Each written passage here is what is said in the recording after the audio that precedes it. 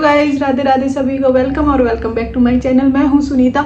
Normally हम videos में बहुत सारे वीडियोस यूट्यूब पे हमें आते रहते हैं सजेशन में कि हॉस्पिटल बैग में क्या चाहिए, बेबी के लिए क्या क्या ज़रूरत होगी। तो आज की इस वीडियो में हम हॉस्पिटल बैग या बेबी एसेंशियल की बात नहीं करेंगे। आज की इस वीडियो में हम बात करेंगे जो प्रेगनेंसी जो जर्नी होती है उसको थोड़ा कंफर्ट करने के लिए हमें क्या क्या बेसिक चीज़ों की ज़रूरत होती है, जिससे हमारा जो ये फेज होता है 9 महीने का वो थोड़ा आसानी से निकल पाए। मेरे हिसाब से 2-4 चीज़ें ऐसी है जो कि आपको भी through out the pregnancy help कर सकती है, तो उसी के बारे में आज की इस वीडियो में बात करेंगे। तो सबसे पहले बात करते हैं स्किन केयर की। नॉर्मली हमारी या तो प्रेगनेंसी में बहुत अच्छी स्किन होती है या फिर बेकार हो जाती है। अगर बेकार हो जाती है तो आपको अपने डर्मेटोलॉजिस्ट को दिखाना चाहिए और उन्हीं के अकॉर्डिंग सारी चीज़ें यूज करनी चाहिए। और अगर आपकी स्किन अच्छी या फिर नॉर्मल है तो आप कोई भी फेस वॉश यूज कर सकते हो जो आप पहले से यूज कर रहे हो। लेकिन आपको थ्रू आउट द प्रेगनेंसी एक चीज़ नहीं भूलनी है, वो है सनस्क्रीन। नॉर्मली हम कोई भी सनस्क्रीन यूज कर सकते हैं, लेकिन हमें ड्यूरिंग द प्रेगनेंसी ये याद रखना है कुछ बहुत सारे ऐसे इंग्रेडिएंट्स होते हैं जो हमें प्रेगनेंसी में यूज़ नहीं करना चाहिए। जैसे एक तो होता है chemical face wash, chemical sunscreen होती है, एक होता है मिनरल बेस होता है। जो हमें प्रेगनेंसी में यूज़ करना होता है वो मिनरल बेस जो सनस्क्रीन होती है ना वो बेस्ट होती है।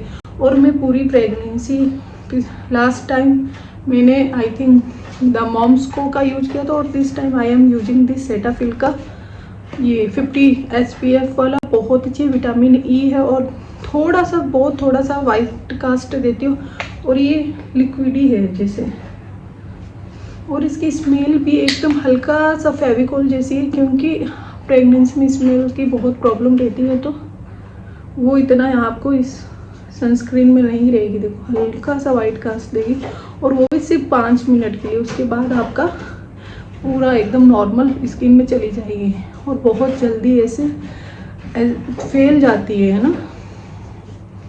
ऐसे नहीं कि आपको बहुत मोटी लगेगी या बहुत कुछ लगेगी, हल्का सा देखो वाइट कास्ट देखिए, अदरवाइज कुछ नहीं। तो आपको through out the pregnancy first month से लेकर 9th मंथ तक पूरे में आपको चाहे सर्दियाँ हो चाहे गर्मियाँ हो आपको सनस्क्रीन यूज करनी, ये बहुत अच्छा रहता है।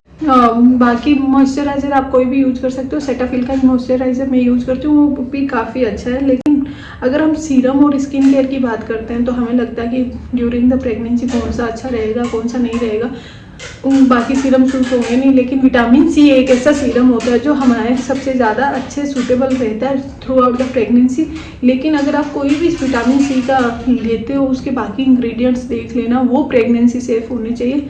तो मैं कभी कभी ये यूज कर लेती हूँ, ये विटामिन सी सीरम। ये आपको अमेजोन से मिल जाएगा या फिर नाइका पे मिल जाएगा। इसके काफ़ी रिव्यू थे और मैंने जब ये सर्च किया कि कौन कौन से ingredient during the pregnancy safe रहते हैं तो उसमें ये सबसे ऊपर रिकमेंडेशन में था कि ये वाला हम यूज कर सकते हैं। इससे क्या होता है, एक हमारा स्किन केयर का एक स्टेप हट जाता है और हमारी स्किन थोड़ी ग्लोई दिखती है। तो you can use this vitamin C serum.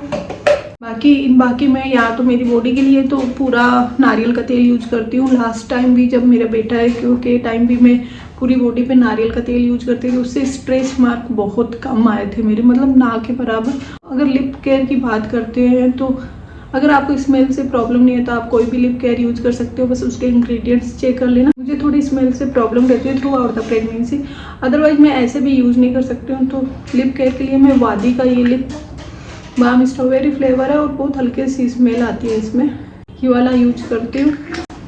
और जैसे लिपस्टिक्स में भी बहुत सारे अलग अलग इंग्रेडिएंट्स होते हैं जो कि नेचुरल नहीं होते और प्रेगनेंसी सेफ भी नहीं होते। लिप एंड चिक्स टिंट आता है मामा, ये है अर्थ रिदम का, पूरा नेचुरल है। ये वाला यूज करती हूँ एज ए लिपस्टिक भी और ब्लश भी। यू कैन सी ये एक अच्छी सी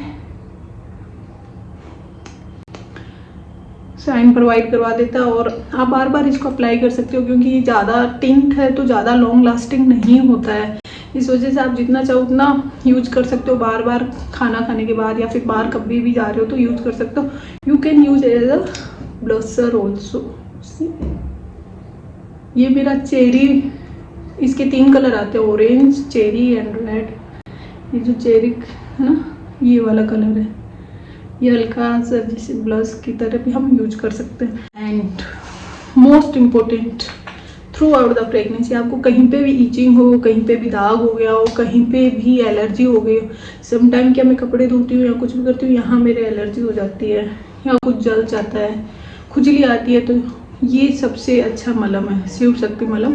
ये हमारे लोकल मार्केट में मिलता है, तो आप कहीं से भी यूज कर सकते हो। और आई थिंक ये ऑनलाइन भी मिलता है। सबसे बेस्ट है, बहुत कम रेट का आता है, 90 रुपये का। नेक्स्ट है ये रेजर।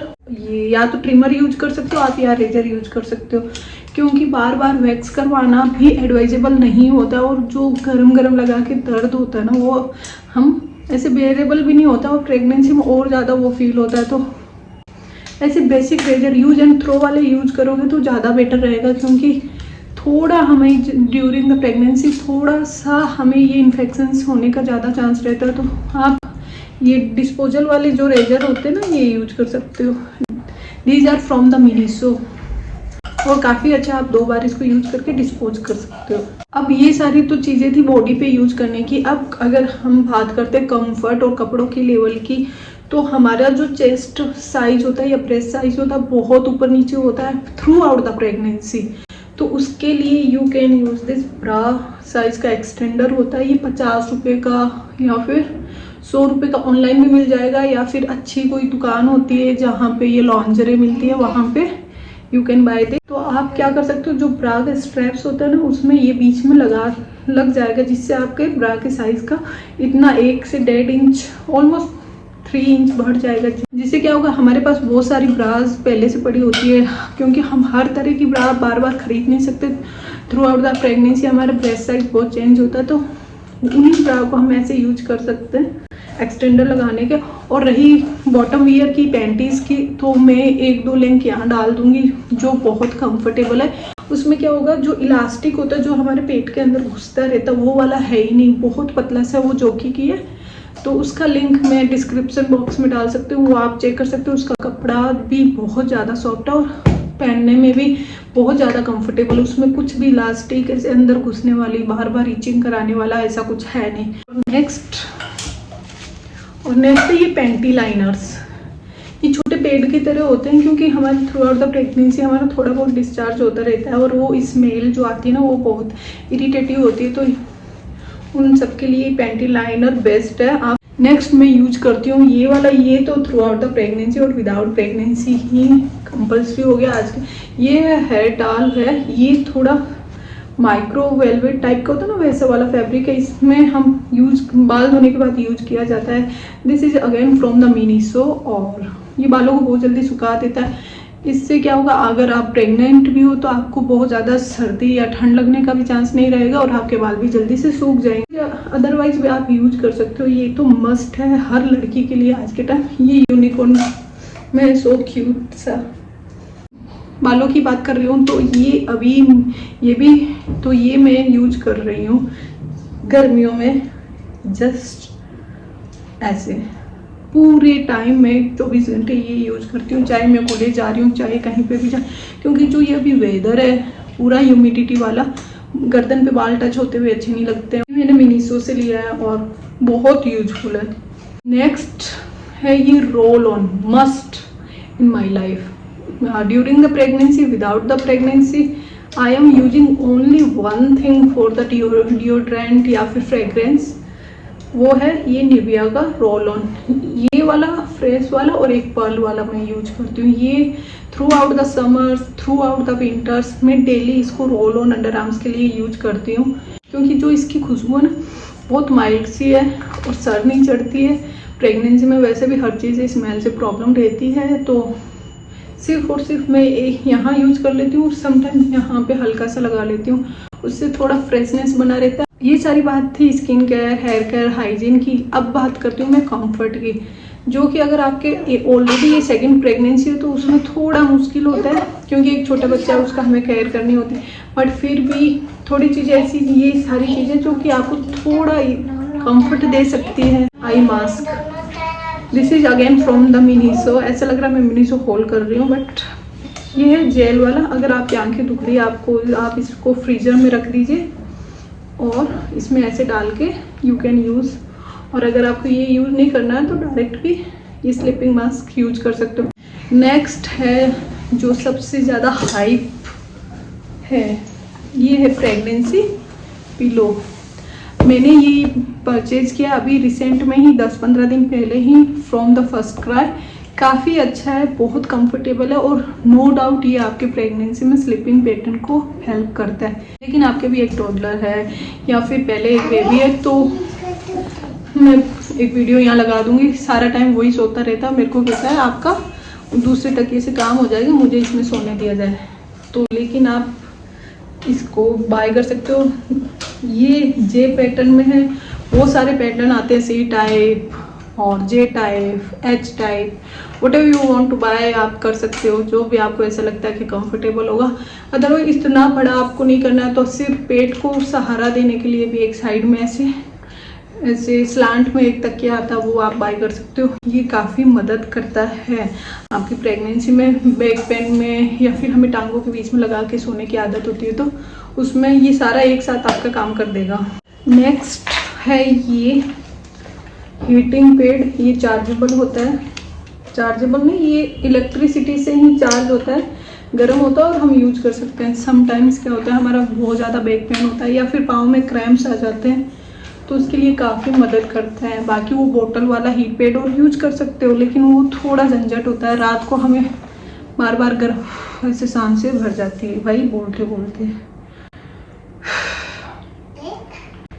तो आप रात को अब कब पानी गर्म करेंगे उसमें डालेंगे, इससे अच्छा इसको यहाँ से प्लग इन किया, छोटा सा चार्जर आता है, लगाया और हम कहीं पे भी ऐसे लगा सकते हैं। अब हम बात करते हैं last but not the least, चप्पल इसलिए क्योंकि नॉर्मली हम देखते हैं कि वो हमें ऐसा एडवाइस करते हैं कि जूते पहन लो। जूते वो कंफर्ट लेवल नहीं देते हैं, तो हम यूज टू नहीं होते हैं जूतों के। अगर आप यूज टू हो तो आप बाहर जूते पहन के जा सकते हो, लेकिन सबसे बेस्ट है घर में बाहर यूज करने के लिए ये चप्पल। दीज आर फ्रॉम क्रॉक्स और मेरा साइज है 6, और आप आजियो से, क्रॉक्स से, कहीं से भी ले सकते हो। बहुत ज़्यादा कंफर्टेबल है, आप कोई भी कंफर्टेबल चप्पल ले सकते हो। बस इतना ध्यान रखना है वो आपकी एड़ियाँ होती है उसको कंफर्ट दे, पाँव को कंफर्ट दे, और वो स्लिपरी ना हो। ऐसे नहीं हो आप पाँव रखो पानी में और स्लिप हो जाओ, क्योंकि हमें ये बहुत ज़्यादा ध्यान रखना होता है कि हमारा जो चल रहे हैं वो किस पैटर्न में चल रहे हैं, या फिर हम स्लिप तो नहीं हो जाएंगे।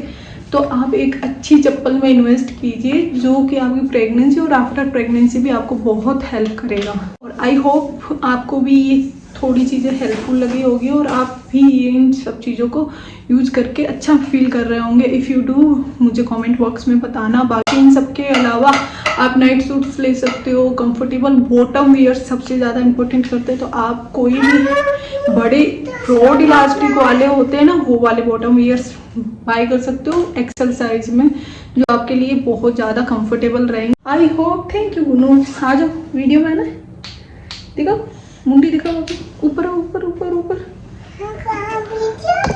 हाँ, ये तकिया कौन यूज करता है? मम्मी। झूठी, मम्मी को तुम देते ही नहीं हो। I hope you like this video. If you do please like, share and subscribe to my channel. मिलते हैं नेक्स्ट वीडियो में। Till then bye bye. सब अपना ध्यान रखिए। राधे राधे सभी को।